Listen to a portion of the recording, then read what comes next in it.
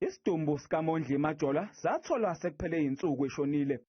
Mondli would never hurt a fly. He was that person that, firstly, he was my best friend. I mean, he was a person that loved my food. We would cook together. We would talk about stuff that he would want to do in future. Izelamani, uDylan noNed Govender batholwa abenecala lokushaya uMajola ngenhloso yokulimaza, ukushaya isisulu sesibili nokuzama ukubulala isisulu sesithathu. In court today for those particular charges, they were sentenced to an effective 7 years imprisonment.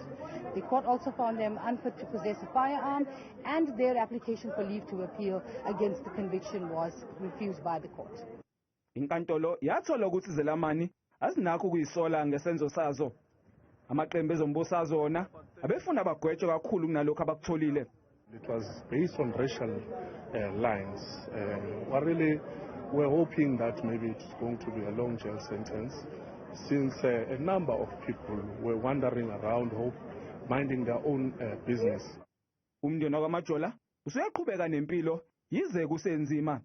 It's been really draining emotionally, physically, everything. But for the fact that this day has finally come and has finally arrived, and they've been given a sentence, that makes my heart a bit at ease. Kusenjalo, amanye amacala amayelana nebhelu zango 2021 asaqhubeka einkantolo.